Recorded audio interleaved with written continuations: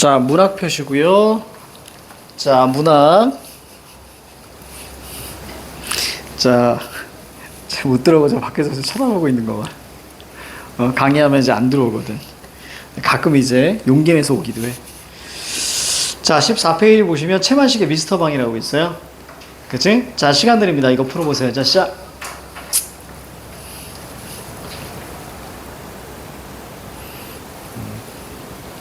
이제 눈치 보고 있어. 저런 모습이 너무 귀여워.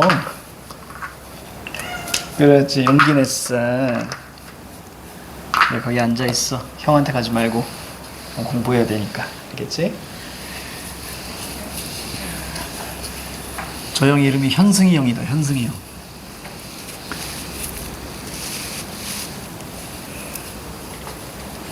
저 형 되게 열심히 해.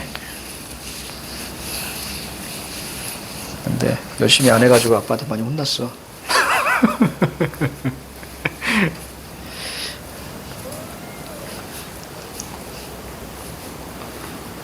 열심히 하면 잘할 수 있는 놈이 열심히 안 해서 혼났지.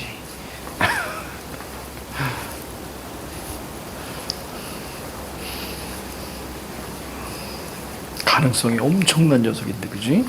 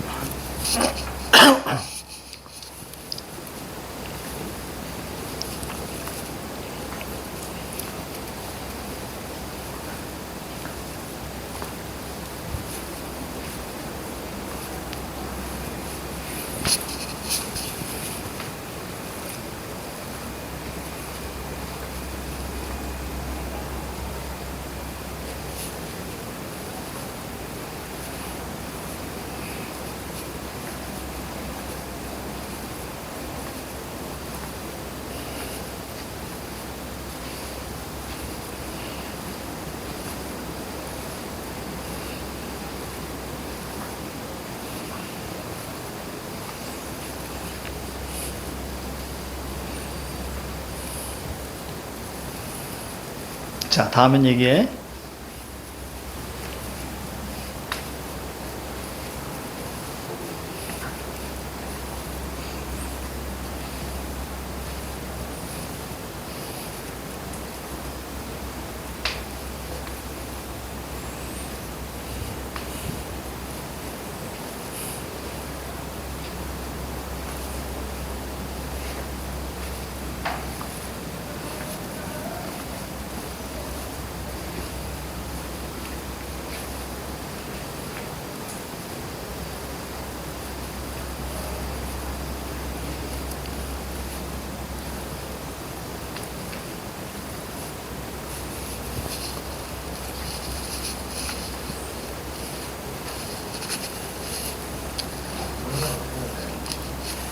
거기 문제만 풀면 돼.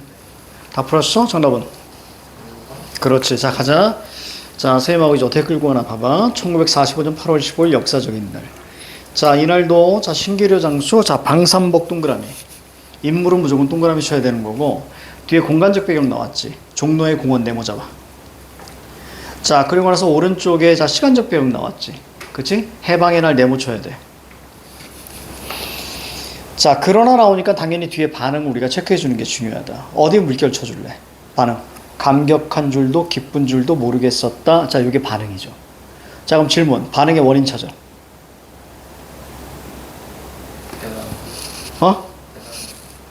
반응의 원인. 얘가 왜 해방이 됐는데도 기쁘지 않아? 그 원인을 찾으라고.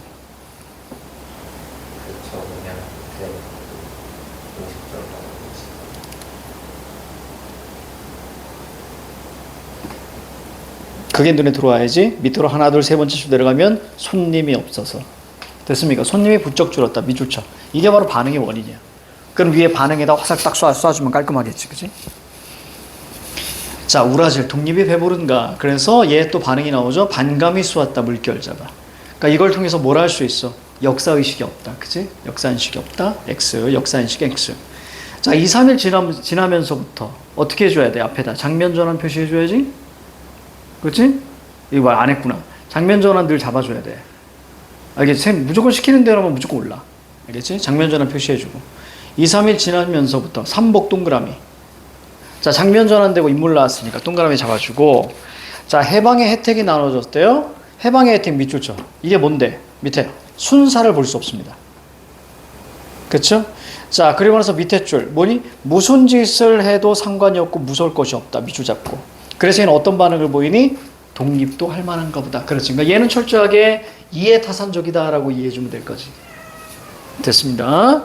자, 따라서 정답은 3번인데, 자, 우선 기준점이 바로 이제 나가 나오느냐 안 나오느냐란 말이야.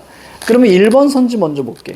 서술자가 자신의 이야기를 중심으로 사건 전개. 이건 뭘 얘기하는 거야? 1인칭 주인공을 얘기하는 거야. 자, 동그라미 2번 보시면 서술자를 작중인물로 설정했대. 맞니? 그럼 이건 1인칭 시점이니? 그걸 묻는 거야.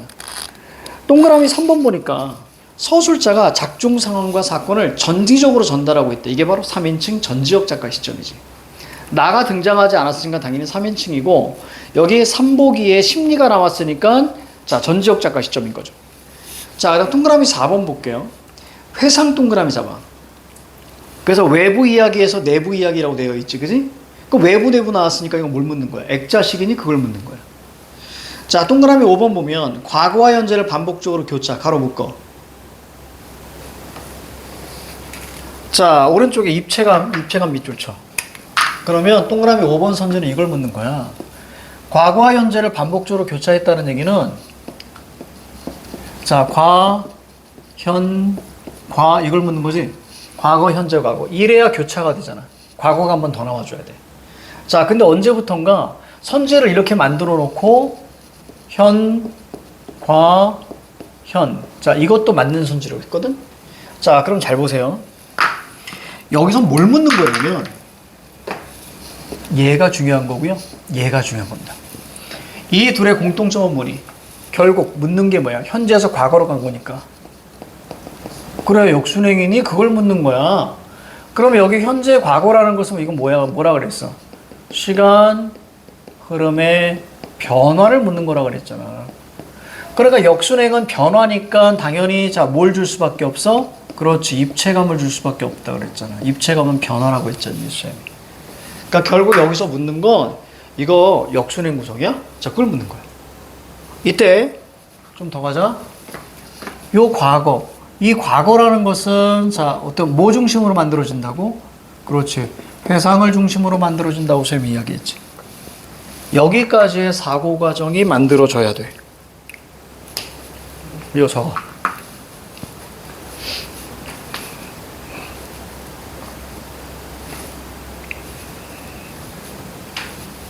자, 됐죠? 자, 그래서 정답이 자, 3번이 되는 겁니다.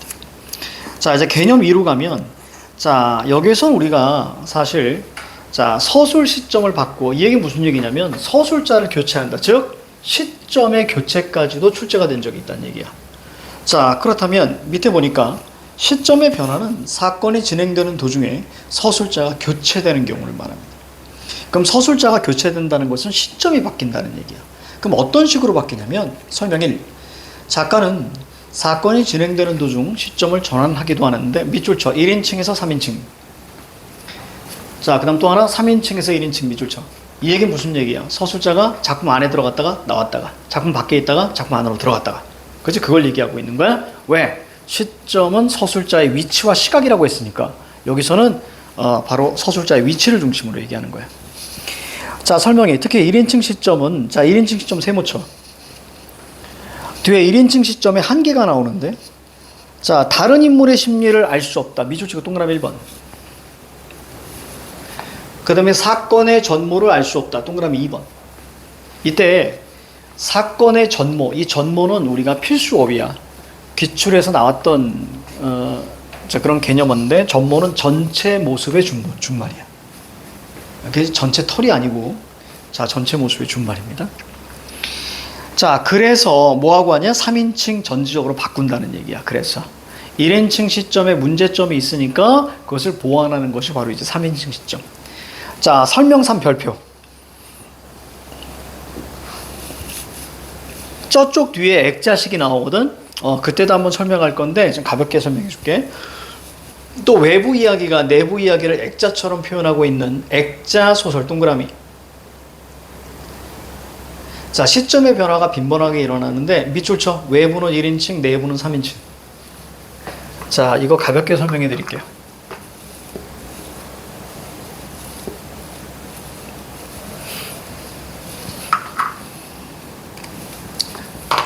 안 나오네.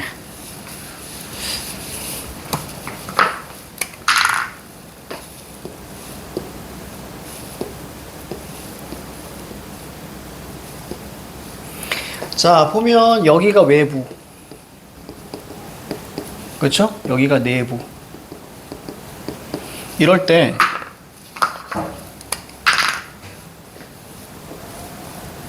자, 내부는 자, 외부 이야기에서 들은 이야기야.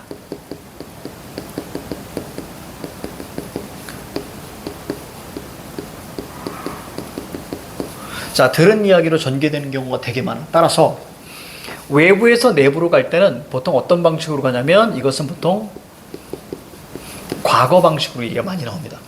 자, 그래서 여기서는 우리가 1인칭으로 나오고요. 여기서 바로 들은 이야기니까 들은 이야기를 이야기로 끌고 가려면 그 안에서 인물의 심리나 이런 걸 표현해 줘야 되잖아. 그지? 따라서 외부에서는 보통 1인칭, 자, 내부 이야기에서는 보통 3인칭 이런 방식으로 많이 시점의 변화가 일어나. 따라서 시점의 변화가 일어나니까 이것도 우리 뭐라고 하는 거야? 입체적 구석에 넣어도 돼. 액자식 구석. 알겠지? 그래서 왜? 보통 외부 현재에서 과거로 넘어가. 나중에 시간이 지나서 현순이가 갑자기 자, 이렇게 얘기하는 거지. 자, 이렇게 글을 쓰는 거야. 아, 예전에 10년 전에 국어학원에서 들었던 국어 선생님의 그 이야기가 갑자기 떠올랐고 매우 인상적이었다. 자, 앞으로 전개될 것은 내가 들은 이야기다 라고 하면서 주인공을 이제 나로 잡는 거지. 나의 예를 들어서 고등학교 룡선 이렇게 나오게 되는 거야. 이해가죠? 그러니까 바로 1인칭에서 3인칭으로 나옵니다. 자, 됐습니다. 자, 오른쪽 갈게요. 자, 15페이지. 자, 하나의 작품 안에서 액자식이 아닌데도 불구하고 시점의 이동이 나오는 경우가 있어요. 그 제목이 오상원의 유해인데, 국군 소위가 6.25 전쟁 중에 포로로 잡힙니다. 인민군에게. 포로로 잡히고, 그 인민군이 그러면 얘를 이제 총살시켜야 되는데, 자, 여러 가지 이유로 인해서 그 총살을 미룹니다. 자, 그것을 우린 유해라고 하는 거예요. 그래서 그 총살이 미뤄지는 그 가운데 얘가 자신의 어떤 의식의 흐름 중심으로 해서 내면 서술이 막 이어져요. 그래서 그런 소설입니다. 볼게요. 그래서 어떤 전쟁 가운데 비인간성과 폭력성을 고발하는 거예요. 각게 일어서야만 한다. 자, 그리고 정확히 걸음을 옮겨야 한다. 모든 것은 이제 끝나는 것이다. 끝나는 순간까지 정확히 몇 인칭? 1인칭, 그지? 자, 그는 눈을 5손가락으로 꽉 움켜쥐고 떨리는 다리를 바라가며 그치, 일어서려고 하잖아. 저기 위에서 일어서야만 한다 했지? 그리고 일어섰잖아. 그러니까 거기 나와 있는 그는 나하고 동일 인물이죠. 맞습니까? 그러니까 나에서 1인칭이었는데 갑자기 뭘로 바뀌어? 3인칭으로 바뀌는 거야. 아, 이런 것도 시점의 이동이다. 근데 많이 등장하진 않습니다. 이렇게. 자, 시간 드립니다. 밑에 황석영의 가객이라고 있을 거예요. 그지? 자, 그 가객 풀어보자.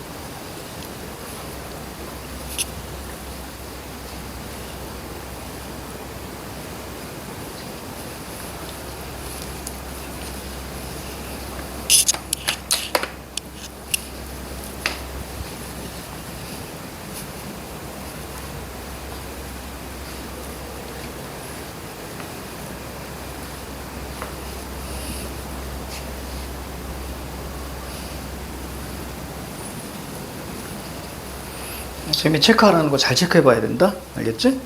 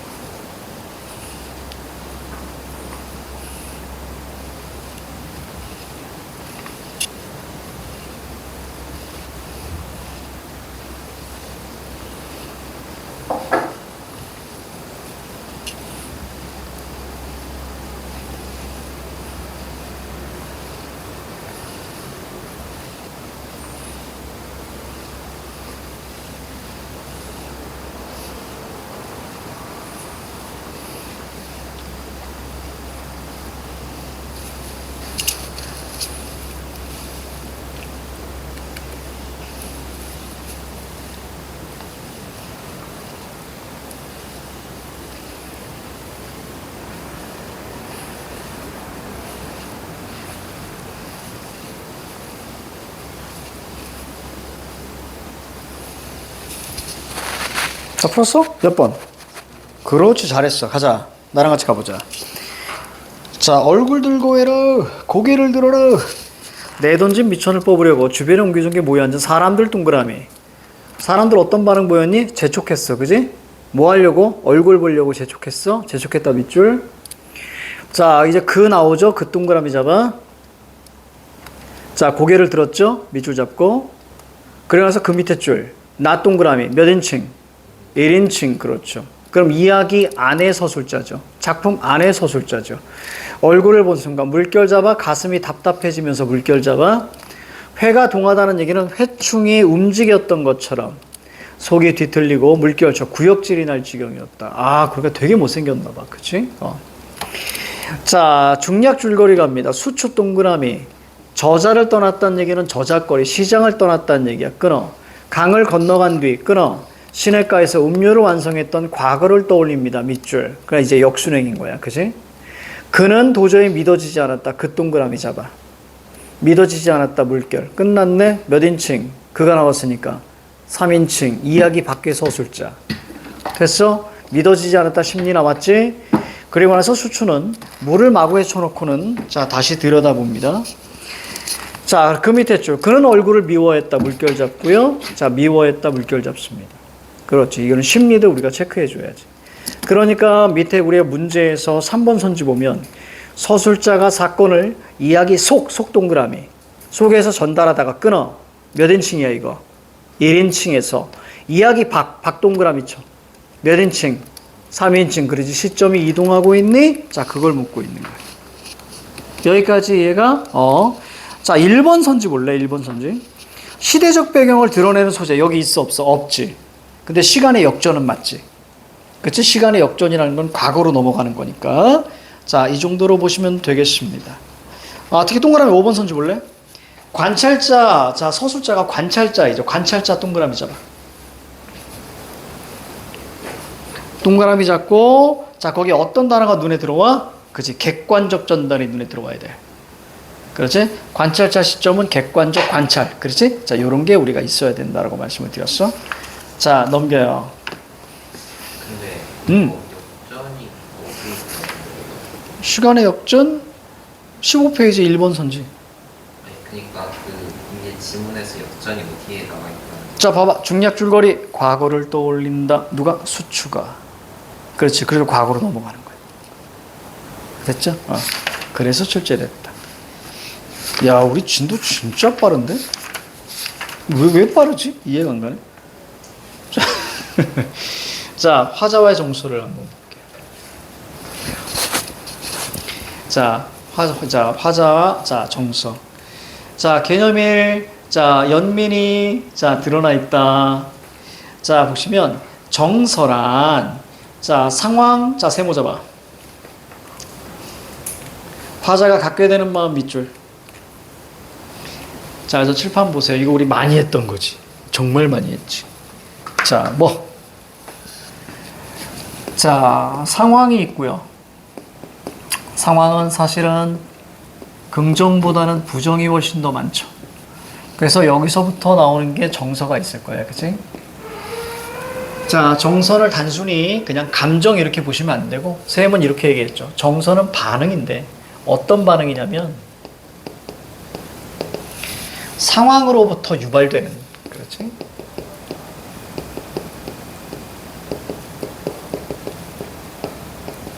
유발되는 반응이다 이렇게 했죠.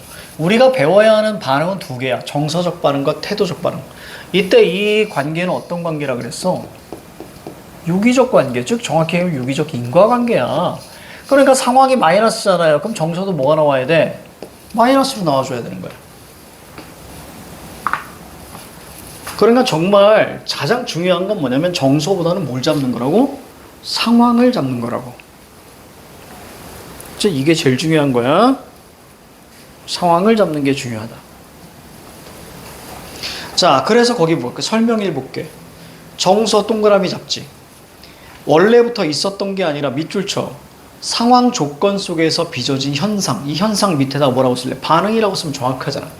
즉 상황으로부터 유발되는 반응인 거야. 그러니까 이거를 이해하지 못하면 시가 안 보이는 거야. 알겠지? 자, 따라서 정서를 파악할 때는 일단 화자가 주목하게 된 대상을 찾고 그 다음에 화자가 처한 상황을 파악해야 된다. 상황 파악해야 된다. 밑줄. 자, 참고합니다. 정서의 구체화, 정서의 심화라고 있어요. 자, 정서를 심화한다는 것은 자, 정서를 더 깊은 차원으로 진하고 강하게 강조한다는 뜻이다. 자, 밑줄 쳐. 모든 문학은 자, 정서를 심화시키는 쪽으로 표현되는 것이 일반적인 원리다. 밑줄 쭉 쳐.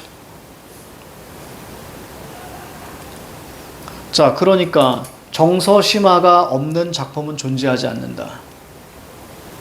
됐죠? 이렇게 이해하면 되겠죠? 그러니까 정서를 심화한다 그러면 그거에 대한 여부를 판단할 필요는 없다고. 그러니까 무조건 옳은 선지라는 얘기야. 그 얘기는. 됐지? 그렇게만 자, 판단 내리시면 됩니다. 자, 그 다음에 자, 오른쪽으로 우리가 넘어가면요. 자, 백석의 8원 서행시조입니다. 자, 질문. 자, 백석은 언제 시대? 그래, 일제강점기. 거기 나왔으니까 한번 정리해볼까? 가자. 백석이야. 자, 백석은 일제야. 앞에서도 우리가 배웠는데 백석 나오면 세 가지 기억해야 돼. 첫 번째. 자, 첫 번째는 바로 혈연 공동체에 대한 희구입니다. 어이구. 좀 쉽게 적어줄까? 어쨌거나 일제강점기 때는 자, 가난해서 가족 해체가 많이 일어났기 때문에 얘는 뭘 그리워하는 거야? 혈연 공동체를 자, 그리워합니다. 이 혈연 공동체를 확장하면 뭐가 되는 거야? 민족 공동체가 되는 거야. 그렇지? 여기까지 가볼까요? 이거를 확장하게 되면 민족 공동체. 자, 그 다음에 두 번째. 자, 민족의 순환에 대해서 이야기하죠. 그렇죠? 그러니까 당연히 어떤 얘기가 나와? 소시민 화자. 소시민 화자에서 가난, 유랑, 가족 해체. 그 얘기가 나오게 되는 거야. 여기까지, 그지? 자, 5번. 5번이네. 왜 갑자기 5번이야? 3번. 자, 바로 뭐지? 개인적인 성찰이죠? 개인적 자, 성찰을 통해서 뭐합니까? 바로 극복의지를 다니죠. 극복의지 다짐. 이렇게 적어주면 자, 요 셋 중에 하나입니다. 그렇죠? 자, 시간 드립니다. 자, 요거 하고 자, 이제 문제 풀어보자. 시작.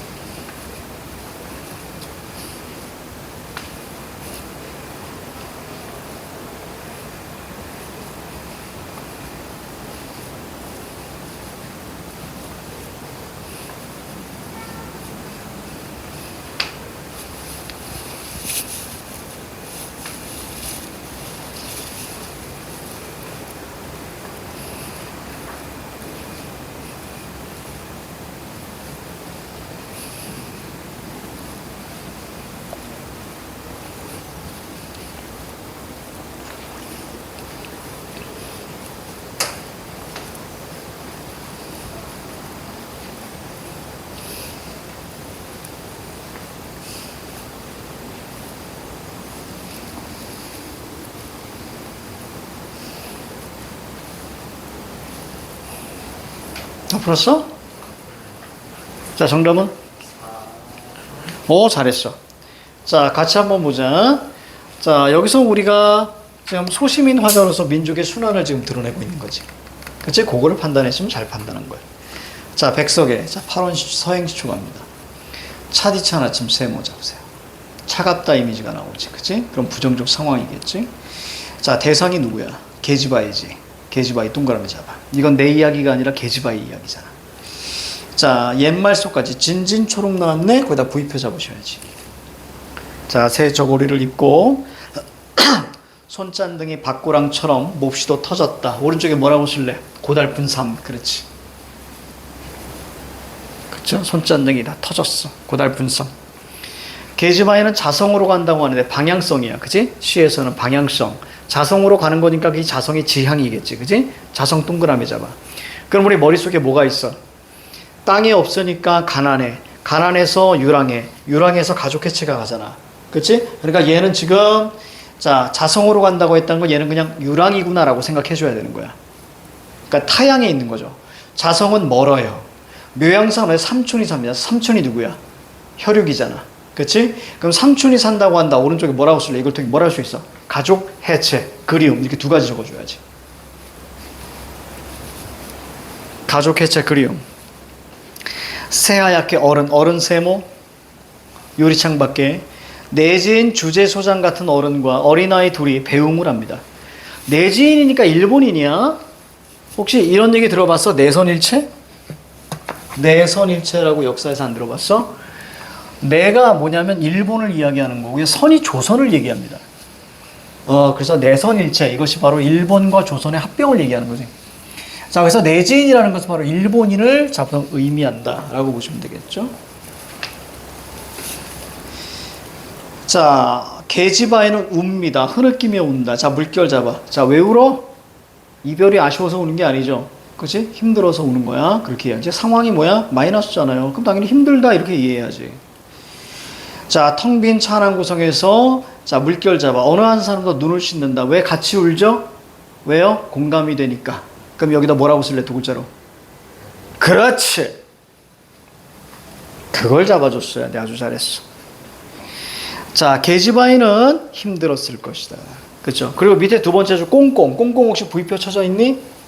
V표 쳐줘야 돼. 놓치면 안 돼. 음성상징어 물어보니까.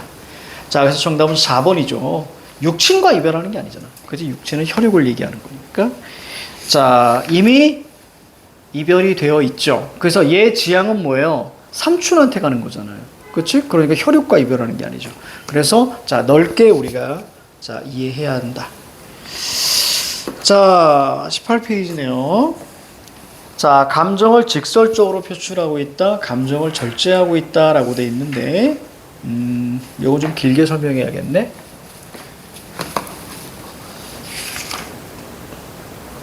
칠판 보세요. 이거 좀 지우고.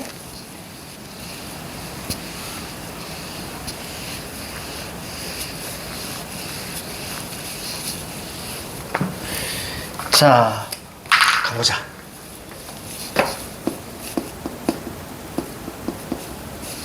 자, 우리는 화자가 드러난 것에 대해서 배웠어. 화자 표출 배웠고, 정서가 드러난 것에 대해 배웠어. 정서, 다시. 자, 화자가 드러나는 것을 배웠고, 그 다음에 청자가 드러나는 것을 배웠어. 그 다음에 세 번째가 뭐냐면 감정이 드러나는 것에 대해서 배울 겁니다. 자, 감정 드러나다. 그러면 어떻게 드러내니? 자, 하나는 직접적으로 드러내니? 아니면 간접적으로 드러내니? 이걸 우리가 판단을 해야 돼. 직접적으로 드러내는 것을 우리는 뭐라고 이야기하냐면, 자, 이것을 표출이라는 말을 쓰면서 영탄적이라고 하고요. 간접적으로 드러내는 것을 원래는 담담한 어조라고 하는데, 그거 생략하고요. 바로 실전으로 들어갑시다. 감정 절제라는 표현을 씁니다. 영탄적은 저쪽 뒤에서 한 번 더 자, 언급할 것이기 때문에 자, 그때 볼 거예요. 그때 볼 겁니다. 자, 됐어요. 자, 그럼 예으로 끌고 갑니다. 화자가 있습니다. 자, 화자가 자신의 감정을 사물에 투영하거나 의탁을 하죠. 그냥 같은 의미라고 생각하면 돼. 원래 달라, 투영과 의탁은. 원래 투영과 의탁은 다릅니다. 투영은 쏴서 비추는 거고요. 자, 의탁 같은 경우는 보통 어떤 사물에 나의 어떤 의도를 집어넣는 거예요. 그래서 좀 다르거든? 그래서 의탁 같은 경우는 두 가지로 쓰여요. 우선 말로 할게. 그냥 들어봐. 의탁 같은 경우는 자, 달님이시여 높이 높이 돋으시어서 멀리 멀리 비춰주세요. 라고 했을 때 내 마음이 달에 의탁하는 거예요. 내 부탁. 그래서 의도를 부탁하다 이런 뜻이고요. 또 하나. 내가 호랑나비가 되어서 님에게 가고 싶다. 라고 했을 때 이때도 의탁이라는 표현을 써. 근데 지금은 투영 의탁을 그냥 하나로 잡습니다. 알겠지? 자, 그러면 저거 우리가 쌤이 이렇게 표현할게요. 마음을 담다. 이렇게 이해하시면 돼요. 그쵸? 됐죠? 그러니까 마음을 담는 거예요, 사물에. 이럴 때 이 마음이 담긴 이 사물, 즉 투영된 사물, 화자의 영성가 투영된 사물을 우리 뭐라고 하니? 뭐냐? 나한테 묻는 거야? 뭐냐냐고? 객관적 상관물이라고 하죠. 근데 이렇게 생각해. 자, 시는 감정 표현하잖아. 감정을 표현하는데 거기 주위에 보여지는 모든 사물이 다 객관적 상관물이라고 생각하면 돼. 나하고 하등 관계가 없는 사물들이잖아. 내가 외로운 것과 여기 있는 사물들은 전혀 상관이 없다고. 근데 그것을 주관적으로 인식해서 끌어오는 거야. 자, 그래서 이 객관적 상관물 같은 경우는 그냥 시에 쓰인 모든 사물이 객관적 상관물이다. 이때 사물이라는 것은 자연물과 인공물을 모두 포함한다 그랬어. 됐지? 자, 그러면 이 객관적 상관물이야. 자, 그리고 이걸 통해서 자, 누구? 독자에게 자, 정서가 전달이 되겠지. 한 번 거쳐서 가잖아. 그러니까 직접이야, 간접이야? 간접이지. 인다이렉트 아닌. 그쵸? 그럼 시험에서는 뭐를 묻냐면 객관적 상관물을 찾아라. 이렇게 묻지 않고 화자와 저 객관적 상관물과의 관계를 묻습니다. 그치? 자, 이때 이 객관적 상관물의 기능은요. 정서를 심화. 자, 똑같은 말 가자. 환기. 됐죠? 이게 바로 기능이야. 자, 이 둘의 관계를 끌고 갑시다. 짜자잔. 착. 관계를 잡아줍니다. 몇 가지? 세 가지. 세 가지. 첫 번째, 화자와 사물의 관계를 한번 볼게요. 헐헐 나는 저 꾀꼬리는 졸라 정다운데 아 외로워 씨 이렇게 나오는 거야. 외로워 씨 지금 이렇게 나오는 거잖아. 자, 둘의 관계는 뭐야? 대비라고 하는 거죠. 그죠? 화자와 사물이 다른 거죠. 두 번째, 자, 님과 이별해서 슬퍼 죽겠는데 자, 저 물도 내 마음 같구나 이렇게 얘기합니다. 그치? 아니면 자, 뭐 새가 되어서 님에게 가고 싶다 이렇게 얘기합니다. 따라서 이것을 우리는 동일시라고 합니다. 그런데 여기에 플러스 의인법으로 사용돼. 감정을 집어넣었으니까 사물에게도 감정이 생긴다. 그지? 그래서 이런 걸 뭐라고 해야 돼? 글자로 감정입이라고 합니다. 그 다음 세 번째, 자, 매개체 정도 보시면 되겠다. 매개체. 고양이를 봤더니 고양이와 얽힌 추억 속에서 전 여친이 떠올라. 뭐 이런 거예요. 그치? 매개체. 그러면서 갑자기 여친이 떠올리면서 그리워져. 그런 걸 얘기하는 거야. 그러니까 여기서만 시험에 나와. 전체 깔끔하게 이해되지? 자, 그럼 거기 설명 1과 설명 2 한번 보자. 설명 1. 자, 시에서는 화자가 자, 정서 동그라미. 자, 직접적 표출 밑줄 쳐. 거기다 뭐라고 쓸래? 세 글자. 영탄적이라고 적어. 자, 영탄적으로 표출하고요. 상황이나 대상을 통해 간접적 밑줄 쳐. 자, 이것을 원래 담담한 어조라고 하거든요. 근데 감정 절제라고 써. 왜냐면 담담한 어조는 거의 성찰시 쪽에서 많이 나오기 때문에 담담한 어조. 그러니까 이거죠. 배경을 통해서 자, 내 마음을 이야기하는 게 혹시 이번에 이생규장전 들어갔나? 네? 이생규장전 이번에 들어갔었나? 너희? 정답. 네. 들어갔지. 거기에 보면 얘가 헤어지고 나서 자, 자기 집을 찾아가잖아. 근데 자기 집에서 되게 쓸쓸하고 막 쥐소리 나고 이런 얘기 나오지. 그래서 배경 묘사를 통해서 화자의 정서를 드러냈다라고 얘기했잖아. 그치? 물론 소설이긴 하지만 그런 것들이 이런 거고요. 자, 시에서 자, 내 마음이 어땠냐면 자, 뭐뭐뭐뭐처럼 되게 어둡고 그치? 춥고 뭐 이런 표현들 하잖아. 그런 것들이 다 상황을 통해서 드러내는 거. 몰라도 돼. 자, 그냥 간단하게 뭐다? 그냥 상황 빼고 자, 이런 사물을 통해서 드러낸다. 자, 그래서 간접적으로 드러냅니다. 여기서 정서와 같은 관념을 간접적으로 드러내주는 구체적 사물을 뭐라고요? 객관적 상관물 동그라미. 자, 그 다음 우리가 볼게요. 자, 설명이 자, 감정의 표출 없이 자, 대상 동그라미 잡으세요. 통해서 밑줄 정서를 간접적으로 드러낸 경우 밑줄 쳐. 자, 뭐가 눈에 들어와? 감정? 절제. 그치?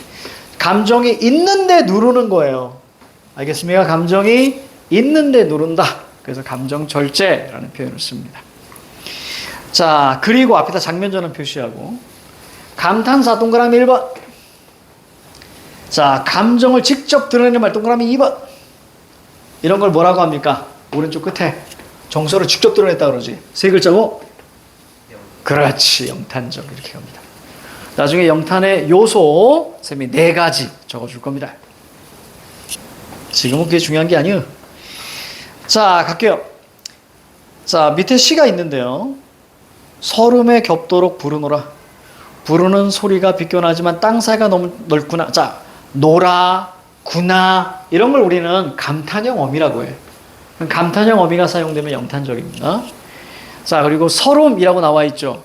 그래서 정서를 직접 드러냈죠. 그러니까 이것도 확실하게 영탄이고요.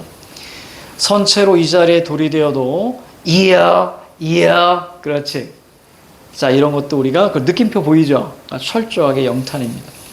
오른쪽 보시면 다시는 뜨시지 않는 두 눈에 피우지 못한 꿈의 꽃보리가 가라앉고 얼음장에 누우신 듯 손발은 식어갈 뿐 입술은 심장의 영원한 정지를 가리켰다. 영탄적 요소 없죠. 그것이 감탄형 어미나 아니면 정서를 직접적으로 드러낸 어떤 형용사이거나 자, 뭐 느낌표나 이런 게 전혀 없기 때문에 자, 뭐 서리법도 있는 것도 아니고, 그치? 자, 따라서 여기서는 담담한 어조, 감정 절제, 그렇지. 바로 이제 아버지가 돌아가신 거에 대해서 이렇게 표현합니다. 자, 참고해서 객관적 상관물, 자, 선생님이 자, 얘기를 했는데, 자, 밑에 보시면 그냥 몇 가지 봅시다. 자, 헐헐 나는 저 꾀꼬리, 암수서로 정다운데 외로워! 이렇게 나와 있습니다. 자, 그래서 꾀꼬리와 화자의 관계, 뭐예요? 대비가 눈에 들어오면 됩니다. 오른쪽에. 대비에다 동그라미. 자, 저 물도 내 마음 같아서 울며 밤길을 지나가는도다. 이렇게 나와 있죠? 자, 그러면 거기에 우리가 저 물이 내 마음 같대요. 그럼 물이 마음이 집어넣는, 그래서 저 물이 운대. 그럼 이거는 뭐예요? 동일시이면서 감정이입으로 끌고 가야지. 동일시이며 감정이입. 호랑나비가 되어서 가고 싶다. 그래서 호랑나비를 통해서 그리움을 간접적으로 드러냈습니다. 이거 뭐예요? 동일시.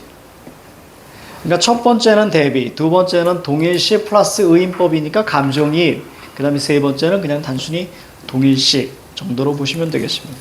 자, 19페이지까지 하고 잠깐 쉽시다. 자, 2강 형식편 심상인데요. 자, 심상은 마음의 형상이잖아. 그지?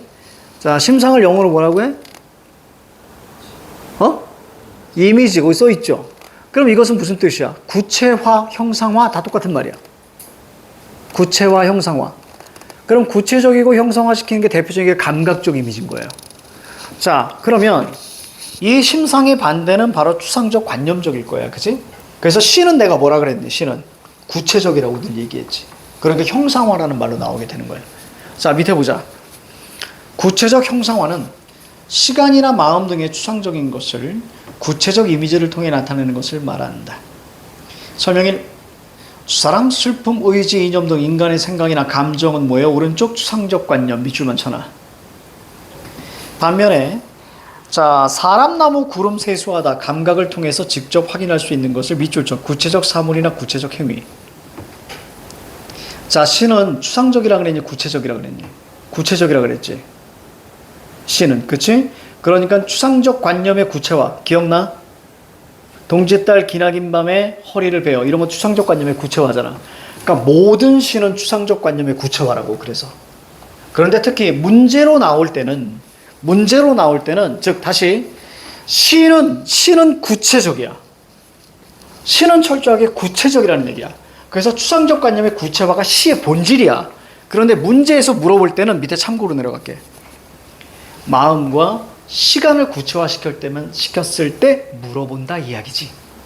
그래서 자, 형상화란 결국 관념을 구체화하는 과정이다. 형상이 있게 만드는 거니까. 그래서 구체적 형상화, 관념의 구체화 혹은 시각화 이렇게 얘기합니다. 가자. 내 마음은 호수요. 이런 것도 추상의 구체화라고요. 혹은 추상의 시각화라고요. 됐지? 그럼 묻는 거야. 부지런한 계절이 뭐니? 시간이잖아. 피고 지는 건 뭐야? 꽃이 피고 지는 거지. 구체화시켰지. 그래서 늘 이렇게 마음이나 시간과 관련되었을 때 물어보는 게 추상적 관념의 시각화니 추상적 관념의 구체화니 이렇게 묻는 겁니다. 그쵸? 집중력 흔들린다. 잠깐 쉽니다.